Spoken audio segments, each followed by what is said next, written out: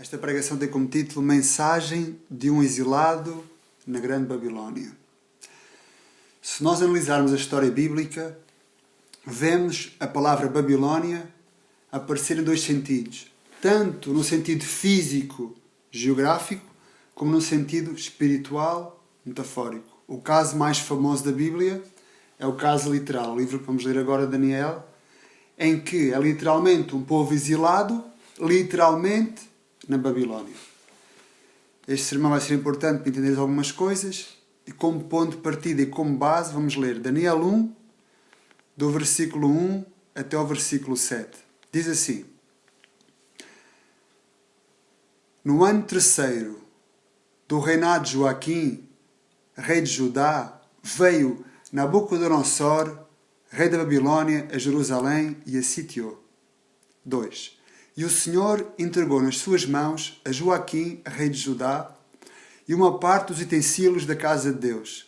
E ele os levou para a terra de Sinar, para a casa dos seus deuses, e os pôs, os utensílios, na casa do tesouro dos seus deuses. E disse o rei a Aspenaz, chefe dos seus eunucos, que trouxe alguns dos filhos de Israel e da linhagem real dos príncipes. 4. Jovens em quem não houvesse defeito algum, de boa aparência, instruídos em toda a sabedoria e doutos em ciência, entendidos no conhecimento e que tivessem habilidade para assistirem no palácio do rei e lhes ensinassem as letras e a linguagem dos caldeus. 5. E o rei lhes determinou a porção diária das iguarias do rei, do vinho que ele bebia, e que assim fosse mantidos por 3 anos, para que no fim desses pudessem estar diante do rei. 6. E entre eles se achavam os filhos de Judá, Daniel, Ananias, Misael e Azarias. E o chefe dos eunucos lhes pôs o nome a saber: Daniel por Belsassar, Ananias por Sadraque, Misael por Mesaque e Azarias de Abednego. Se nós analisamos esse texto, percebemos no versículo 1 que o rei da Babilónia tomou controle sobre Jerusalém. Tomou controle sobre o povo de Deus, tomou controle sobre Israel. E se nós analisamos o versículo 4, percebemos que o rei Nabucodonosor levou cativo com ele para Jerusalém pessoas com características específicas para trabalharem no palácio do rei. Vejam bem as características, versículo 4. Jovens em quem não houvesse defeito algum, de boa aparência, instruídos em toda a sabedoria, doutos em ciência, entendidos no conhecimento e que tivessem habilidades para assistirem no palácio do rei e lhes ensinarem as letras e as linguagens dos caldeus. Este versículo é muito importante. Vemos que eram pessoas com características físicas e intelectuais diferentes dos outros. E não iriam trabalhar num sítio qualquer, mas iriam trabalhar diretamente com o próprio rei da Babilónia, que era Nabucodonosor. Se nós trouxéssemos a linguagem aos dias de hoje, era como se o rei do local muito poderoso, ou do local mais desejado de todos, como se viessem embaixadores do Silicon Valley lá nos Estados Unidos, que é o centro mais tecnológico e mais desejado pelos jovens no mundo, viesse até Portugal buscar os jovens bonitos, inteligentes, intelectuais, para trabalhar nos melhores cargos das melhores empresas, com tudo pago. Isso aparentemente seria um sucesso e algo prazeroso a nível pessoal. E porquê é que eu estou a utilizar a palavra sucesso e prazeroso a nível pessoal? Vocês podem dar a pensar, mas não foi algo mau eles terem ido para a Babilónia? Não seria algo mau para alguns eles irem para Silicon Valley? Aparentemente sim. O cativeiro foi castigo, o cativeiro representou escravidão, representou roubo da fé. Mas nem todos, aos tempos bíblicos, entenderam esta ida para a Babilónia como algo mau. Muito pelo contrário. Havia reis de Israel, que entenderam este cativeiro em Babilónia como algo bom ou até mesmo como uma resposta de oração. Como tu entendes os tempos e como tu entendes as situações, vai depender muito da tua proximidade para com Deus. Contextualizo aquilo que estou a dizer para vos explicar melhor do que estamos a falar. Não precisam de ir lá, estejam atentos ao texto que eu vou ler. O texto que eu vou ler fala precisamente de um rei chamado Ezequias. E este texto que eu vou ler aconteceu anos antes do texto de Daniel, ou seja, antes do povo ter sido levado para a Babilónia, ficou profetizado através do profeta Isaías que isso iria acontecer. E esse acontecimento fica registado lá no livro de 2 de Reis 20, do 12 ao 19. Estejam atentos. Naquela época, o rei da Babilónia, Merodach Saladã, filho de Merodach Baladã, filho de Baladã, enviou cartas e um presente a Ezequias, pois soubera da doença de Ezequias. Ezequias recebeu em audiência os mensageiros e trouxe-lhes tudo o que havia em seus armazéns: a prata, o ouro, as especiarias, o azeite fino, o seu arsenal e tudo o que estava nos seus tesouros. Não havia nada em seu palácio ou no reino que Ezequias não lhes mostrasse. Então o profeta Isaías foi ao rei Ezequias e lhe perguntou: o que estes homens disseram? De onde vieram? E o rei Ezequias respondeu: de uma terra distante, vieram da Babilónia. O profeta perguntou: e o que eles viram no palácio? Disse Ezequias: viram tudo em meu palácio. Não há nada em meus tesouros que eu não lhes tenha mostrado.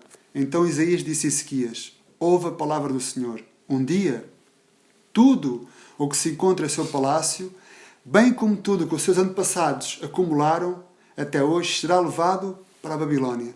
Nada restará, diz o Senhor. Alguns dos seus próprios descendentes serão levados e eles se tornarão eunucos no palácio do rei da Babilónia. Respondeu Ezequias ao profeta: boa é a palavra do Senhor que você anunciou, pois ele entendeu que durante a sua vida haveria paz e segurança. Ezequias foi o famoso rei a quem Deus lhe concedeu mais 15 anos de vida depois de clamar ao Senhor por causa de uma doença. Aparentemente, Ezequias era um homem com discernimento espiritual e um homem que entendia os planos de Deus. Mas se nós analisamos o texto, percebemos que uma notícia triste para Deus e uma notícia triste para o profeta Isaías, que estava próximo de Deus, era uma excelente notícia para este rei. Reparem no texto o motivo pelo qual os inimigos entraram na terra do Senhor. Reparem no texto, o versículo 1 diz assim, tenham atentos: naquela época, o rei da Babilónia, Merodach Baladã, filho de Baladã, enviou cartas e presentes para Ezequias, pois soubera da doença de Ezequias. E a conclusão que eu chego à luz deste texto é o seguinte: eles tiveram pactos de paz entre inimigos por motivos de doença. Faz lembrar alguma coisa? Para bom entendedor, um versículo basta. Ezequias mostrou tudo aos idólatras da Babilónia, inimigos do Senhor. Diz no texto: não houve nada em seu palácio ou no seu reino que Ezequias não lhe mostrou. Cuidado com quem metes na tua casa e principalmente na casa do Senhor, porque os pactos por motivos de saúde aparentemente pode ser preocupação, mas pode ser simplesmente um babilónio impuro que esteja a vigiar a tua vida para conquistar a tua casa e principalmente para saquear o reino e o território do Senhor. Vemos no texto que o profeta Isaías, inspirado pelo Senhor, fala as consequências deste ato. Consequências terríveis: cativeiro, roubo da casa de Deus, sofrimento, escravidão. Palavras tristes para o rei Ezequias foram bênção. Versículo 19. Boa é a palavra do Senhor que você anunciou, pois ele entendeu que durante a sua vida havia paz e segurança. Vemos que um castigo pode ser uma bênção e vemos que uma bênção pode ser um castigo. Isto tudo vai depender da tua relação, da proximidade com Deus, do conhecimento que tens das Escrituras e da profecia de Deus. Os religiosos, como este rei Ezequias, não entenderam nada. Os amigos de Deus, como o profeta Isaías, entenderam muito bem as consequências deste ato. Acontece exatamente o mesmo aos dias de hoje. Cuidado com os pactos por motivo de saúde que andamos a fazer na nossa vida. Falei sobre este texto porque, apesar do motivo principal do cativeiro da Babilónia ser o pecado daquele povo, ou melhor, o motivo principal do cativeiro do povo de Israel na Babilónia ser o pecado do povo de Israel, sabemos que o texto que acabei de ler em Reis é apenas o gatilho ou ponta do iceberg que motivou o cativeiro. Alguns anos depois, os babilónios regressariam em força, como profetizou Isaías, saqueariam o povo de Judá, saqueariam Jerusalém, os iam levar ao cautivério, os iam levar até a Babilónia. E agora regressamos ao texto o qual lemos, ao texto de Daniel, e reparamos no versículo 2, o cumprimento destas profecias. E o Senhor entregou nas suas mãos a Joaquim, rei de Judá, e uma parte dos utensílios da casa de Judá, ou melhor, da casa de Deus. E ele os levou para a terra de Sinar, para a casa dos seus deuses, e pôs os utensílios na casa do tesouro dos seus deuses. Literalmente, a casa de Deus foi saqueada pelos babilónios. Essa promessa em Isaías, esta promessa que Isaías tinha feito, tinha-se cumprido. Se reparam no versículo 2, o mais importante não é simplesmente o ato de saqueamento. Vejam bem quem entregou. E o Senhor entregou nas suas mãos. O próprio Deus entregou aos pecadores o trigo para que fosse sarandeado. Tal como aos dias de hoje. Estamos a ser sarandeados nas circunstâncias que vivemos, por causa do nosso pecado, tal como o povo de Israel, e estamos a ser entregues para ser sarandeados pelo joio, o trigo, pelo próprio Deus. Porque nada escapa das mãos de Deus. E vemos no texto que acabamos de ler que os utensílios da casa de Deus, que as coisas pertenciam a Deus, que os símbolos de Deus tinham sido saqueados e levados para a casa dos ídolos e dos demónios da Babilónia. Pensando o que tudo falamos até agora, podemos concluir. Da mesma forma que para muitos no passado o exílio foi um êxito, para muitos aos dias de hoje, seria também uma excelente notícia que jovens bonitos, inteligentes, fossem levados para a cidade da moda e, além do mais, pudessem levar os costumes e a cultura dos seus deuses. Não esquecer que na Babilónia havia sofrimento e perseguição para alguns, nos registros de poucos, Daniel, Cedraque, Abednego, mas também é bom salientar que na Babilónia foi onde foi levantado pela primeira vez a sinagoga. Ou seja, não tinham o templo para cultuar a Deus, levaram os seus costumes para a Babilónia e lá levantaram a primeira sinagoga, porque não podiam cultuar no templo. E também havia aqueles, contrários a Sadraque, Mesaque, Abednego e Daniel, que viviam tranquilos, na sinagoga, com os seus costumes, mas não eram perseguidos. Porquê? Porque não viviam a fé bíblica verdadeira. E para os alertar, e para vos dar ainda mais luz ao que eu estou a dizer, estes que na Babilónia tinham sinagoga, estes que na Babilónia eram sacerdotes, estes que na Babilónia eram crentes, não era? Se vamos estudar o livro de Esdras e Neemias, e nós lemos isso há umas semanas atrás, percebemos, quando eles regressaram do exílio de Babilónia para a terra do Senhor, o que aconteceu? Muitos deles, o seu nome não estava nos registros. Muitos deles, os seus nomes não estavam nos registros dos sacerdotes. Muitos deles não tinham os seus nomes escritos no livro de Israel. Não pertenciam à casa do Senhor. Conclusão, podiam ser sacerdotes, podiam ser crentes na Babilónia, mas na casa do Senhor não estavam registados. E aos dias de hoje, passa tal e qual o mesmo. Podemos ser sacerdotes, podemos ser cristãos na religião protestante evangélica instaurada aos dias de hoje, mas se calhar não somos cristãos registados nos livros da vida e sentados nos lugares celestiais.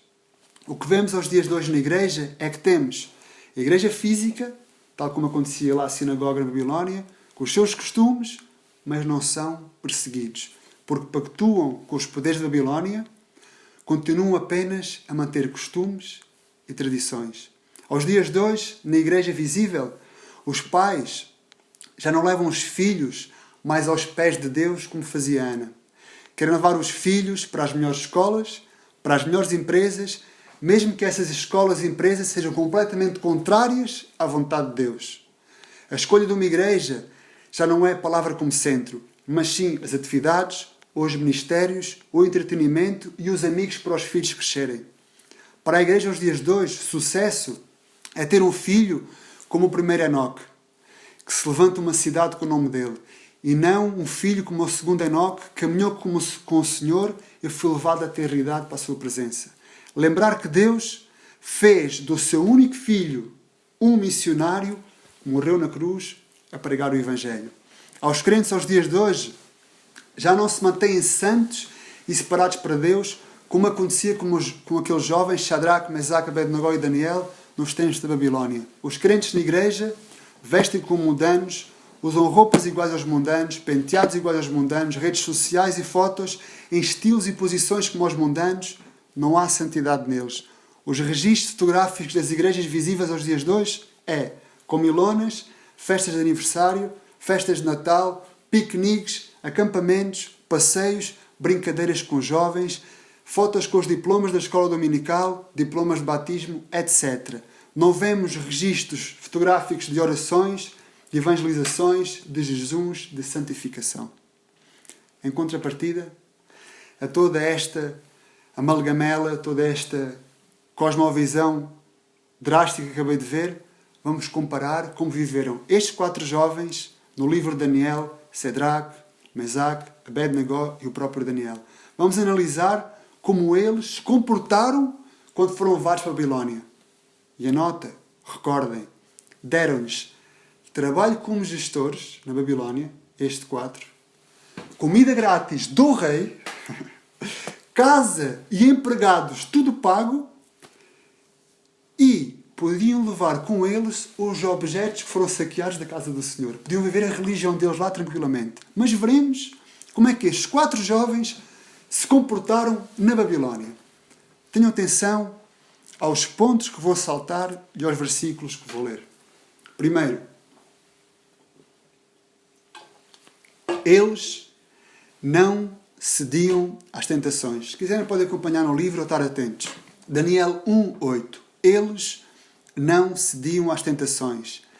E Daniel propôs no seu coração não se contaminar com a porção das iguarias do rei, nem com o vinho que ele bebia, porquanto pediu ao chefe dos eunucos que lhe permitisse não se contaminar. Brutal. Segundo, eles jejuavam. Daniel 1:12.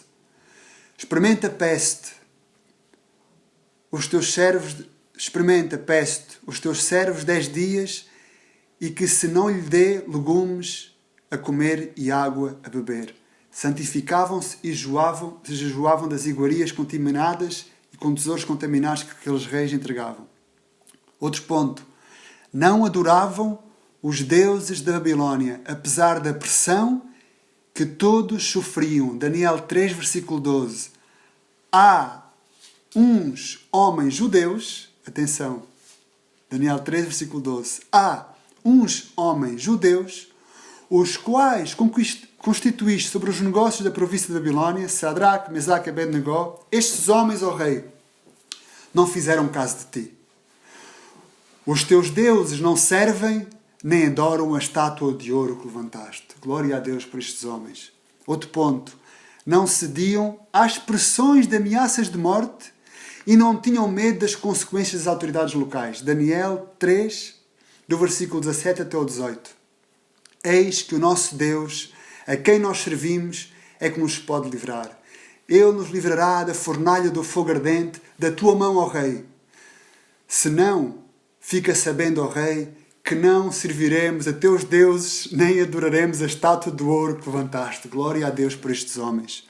Outro ponto. Daniel foi proibido de adorar a Deus e não cedeu. Daniel 6, versículo 10. Daniel foi proibido de adorar a Deus e não cedeu. Diz assim.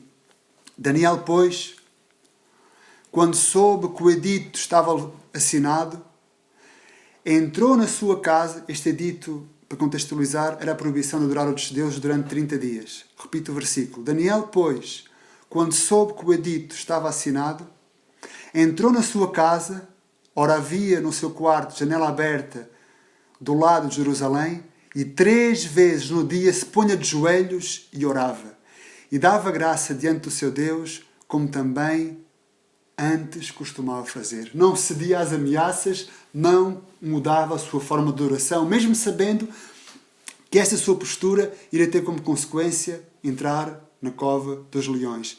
Em Daniel 3, do 28 ao 29, Daniel 3, do 28 ao 29, percebemos aqui o testemunho destes homens e a fidelidade deles deu fruto. O testemunho destes três homens, Sadraque, Mesaque e Abednego, e a fidelidade deles deu fruto. O bom testemunho de não misturar-se com a cultura e fazer amigos com o pecado, mas sim ficarem íntegros e não ceder às tentações do mundo, fez crentes. Vejam o texto. Falou Nabucodonosor dizendo: Bendito seja o Deus de Sadraque, Mesaque e Abednego, que enviou o seu anjo e o livrou dos seus servos. Que enviou o seu anjo e livrou os seus servos, que confiaram nele, pois violaram a palavra do rei, preferindo entregar os seus corpos para que não servissem nem adorassem algum outro Deus, senão o seu Deus. Continua. Por mim, pois, é feito um decreto pelo qual todo o povo e nação e língua que disser blasfémia contra o Deus Sadraque, Mesaque e Abednego seja despedaçado, e as suas casas sejam feitas uma montura, porquanto não há outro Deus que possa livrar como este. Amém. Não temeram a morte, não temeram a ameaça dos reis terrenais, temeram sim ao Deus verdadeiro, e a melhor evangelização é a não contaminação e não ceder às pressões dos reis desta terra. Percebemos de que, mesmo na Babilónia, mesmo escravizados, mesmo atormentados, eles tiveram visões, eles conseguiram evangelizar e eles conseguiram entender os tempos futuros da salvação. Chegamos à conclusão de que estes 4 jovens estavam na Babilónia, mas a Babilónia não estava neles. Aos dias de hoje, nas igrejas locais, estão na igreja local, mas a Babilónia não sai deles. Que Deus nos ajude a meditar nestes textos e a colocá-los em prática. Mas toda a pregação bíblica, além de ser contextualizada historicamente, hermeneuticamente, também tem que ser contextualizada aos dias de hoje e trazer uma mensagem atual, relevante aos nossos tempos.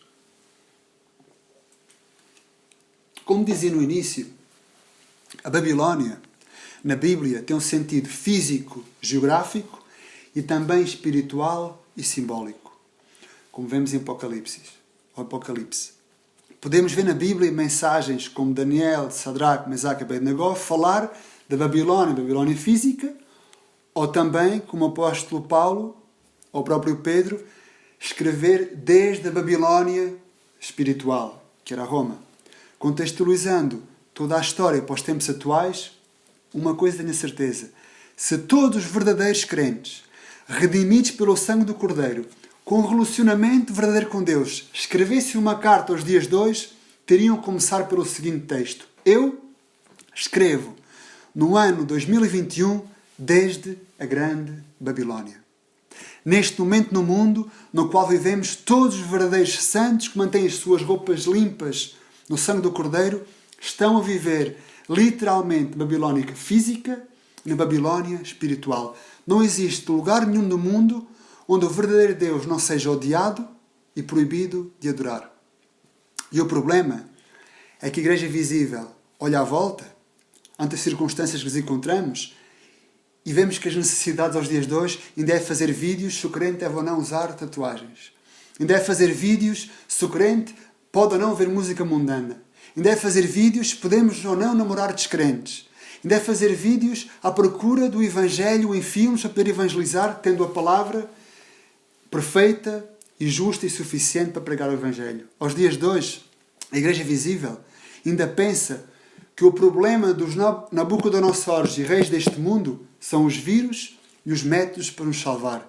E que no final de tudo, o cumprimento das profecias é mais para a frente. É mais para o futuro. Sempre para o futuro e nunca para os dias de hoje. Ainda não se deram conta que a estátua, aos dias de hoje, é a falta de liberdade de culto, é o domínio total sobre o indivíduo, o controle do global para a chegada do Anticristo.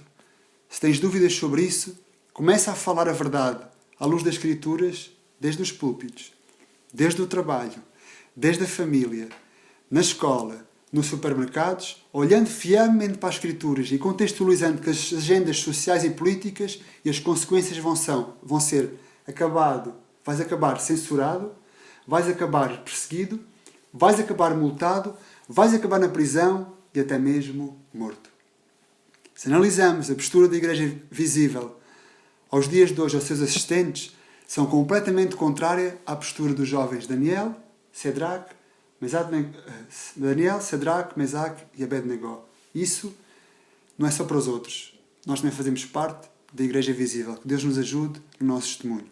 Os cristãos de hoje não têm discernimento espiritual de nada. Para eles, notícias trágicas são boas, tal como aconteceu com o rei Ezequias.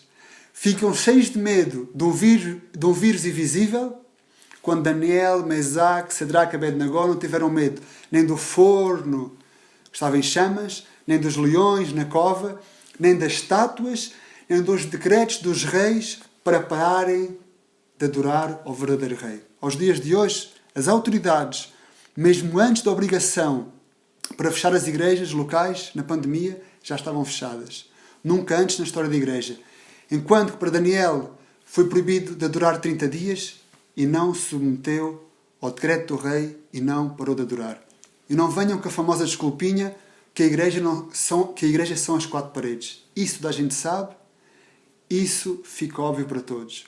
Mas sendo igrejas 4 paredes, não deixamos de ir ao supermercado durante a pandemia, não deixamos de ir aos hospitais, não deixamos de ir trabalhar, mas deixamos de ir cuidar do corpo espiritualmente, deixamos de ir cuidar de reunir-nos espiritualmente. Era mais importante a comida física, era mais importante a comida, as necessidades físicas nos hospitais, era mais importante o pão diário do que reunir-nos como igreja, do que reunir-nos de modo espiritual. E para aqueles que diziam, mas tínhamos o culto online, eu deixo este texto, Hebreus 10, 25.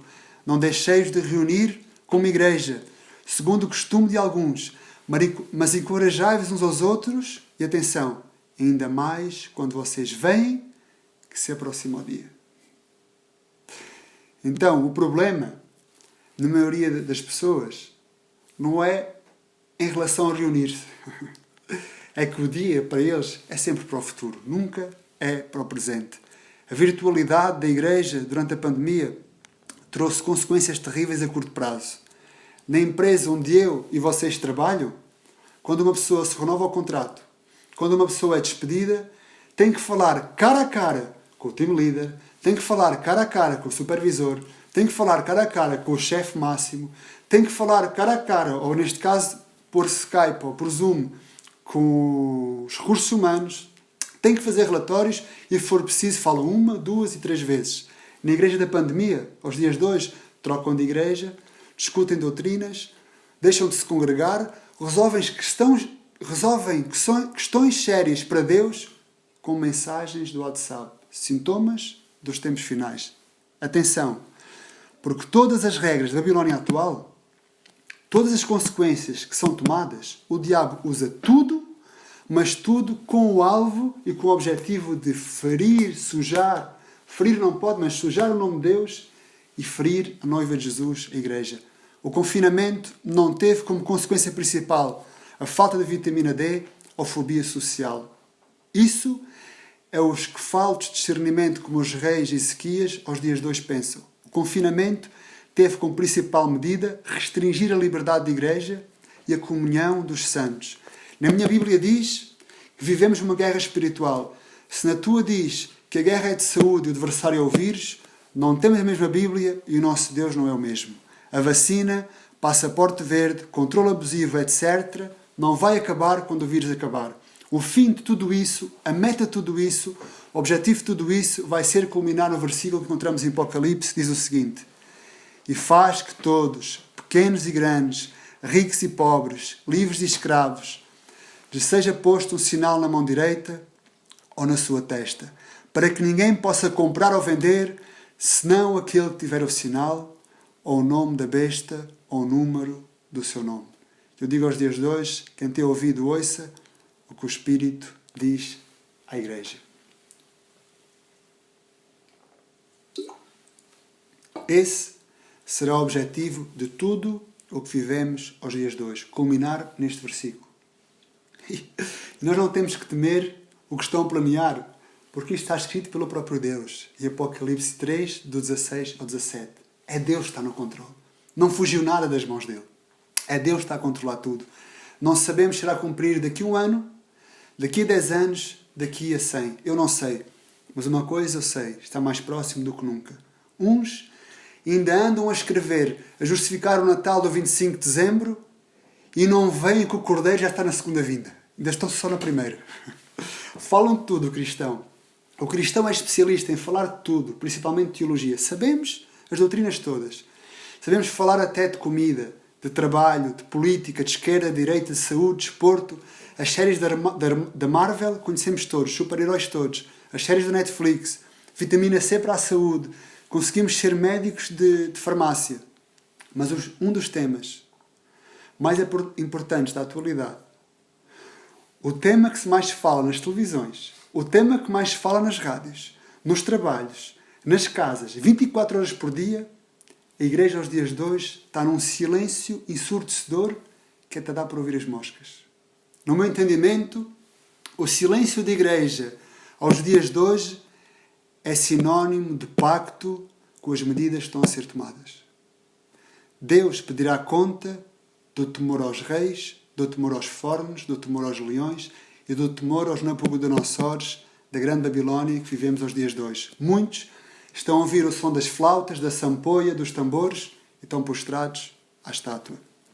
Mas perante tudo isso e a aparente derrota da verdade, eu leio este texto maravilhoso e bastante consolador. Diz assim no Salmo 2, do versículo 2 ao versículo 4.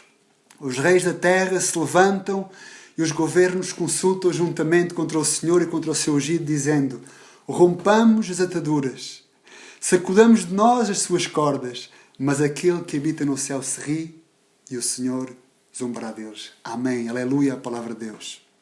Se tirássemos um cristão qualquer, o cristão mais light que houve registado na Bíblia, aquele que parecia ser o que tinha a fé mais tíbia, se o trouxéssemos aos dias de hoje, eles iriam dizer: ainda não te deste conta que Jesus está a voltar? Ainda não te deste conta que estamos perante os tempos finais? O próprio Paulo deixou escrito: e nós, os que estivermos vivos, a esperança da vinda sempre teve no coração das pessoas. Erroneamente, os de Tessalónica pararam de trabalhar porque o Senhor já vinha. Mas a igreja, aos dias de hoje, para o futuro e nunca para os dias de hoje. A igreja está a deixar o noivo no altar, não tem vontade de se casar, deixou o Evangelho de Cristo de lado. A pregação aos dias de hoje é moralidade, amizade e seguir as regras e as autoridades que os Nabucodonosores e os reis deste mundo estão a ditar. Que Deus tenha misericórdia de nós. Como eu comecei no início desta pregação, a mensagem dei como título: Mensagem de um exilado desde a Babilónia. Percebemos de que estes homens, que eram jovens, mas eram homens de Deus, estavam exilados na Babilónia, mas comportavam-se como servos de Deus. Como eu disse, irei contextualizar aos dias de hoje, e eu mesmo, como entendo que estou exilado neste momento na Grande Babilónia, quero deixar registado no dia de hoje uma carta para a igreja, para o mundo e para os anos que aí vêm. Digo o seguinte: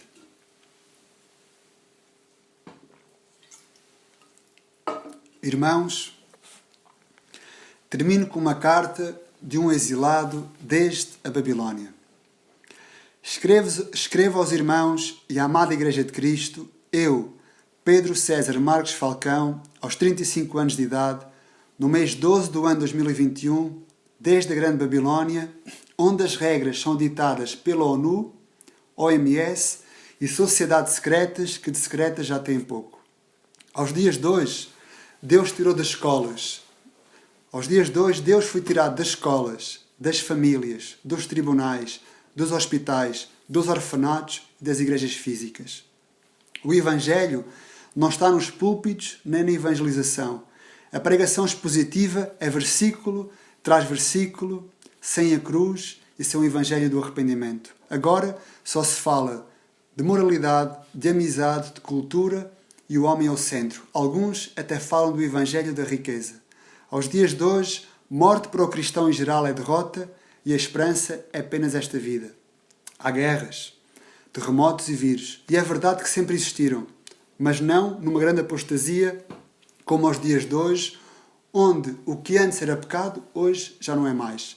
Agora os governos aprovam e defendem o casamento homossexual, pagam a mudança de sexo, o aborto e o divórcio é banal. Algumas igrejas pregam e defendem o mesmo desde os púlpitos. A palavra de Deus está a ser relativizada em massa e os seus mandamentos postos em causa. Poucos são os que vivem como Jesus Cristo e a sua existência do próprio Deus é posta em causa a nível global. Todas as artes estão contaminadas, borraram o nome de Deus, blasfemaram o nome de Deus sem temor e arrependimento. São uma pura propaganda de Satanás. As escolas ensinam às crianças oficialmente que o homem vem do macaco. Adoram Satanás descaradamente. Existe uma globalização e um controle brutal. Esquerda e direita, capitalismo e socialismo, muçulmanos, budistas, hinduístas, católicos e cristãos, entre aspas, unidos num combate a um vírus e sujeitos aos mandamentos de um homem chamado Tedros, guru de uma instituição chamada OMS. Fala como se de palavra de Deus se tratasse e os chamados cristãos são submissos. Instituição essa que, ano de pandemia, disse que o aborto era um direito fundamental. No ano de pandemia 2020, onde os hospitais estavam fechados para cuidar das doenças, fechados para fazer cirurgias, mas tinham autorização para assassinar crianças. Foram ceifadas cerca de 42 milhões de vidas oficialmente só em 2020, em comparação com cerca de 5 milhões de mortes pelo vírus em 2 anos de pandemia. Essa OMS é a mesma instituição que nos quer salvar com a vacina da empresa que criou o Viagra e já pagou milhões de dólares em imunizações por danos à saúde humana e o nome dela é Pfizer. Para muitos cristãos, se lhes falares que estes 42 milhões de abortos são sacrifícios a Moloque, talvez muitos diriam, isso já passou, isso era coisa do passado.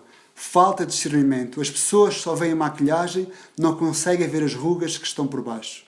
E com tudo isso, nesta carta, vejo que a união que Daniel profetizou, a figura da estátua que encontramos no final da profecia, onde 10 dedos do pé de ferro se misturava com barro, onde caminhavam numa mesma direção, essas várias cabeças, no mesmo sentido anticristão misturado no barro do mundo, está-se a cumprir aos dias de hoje.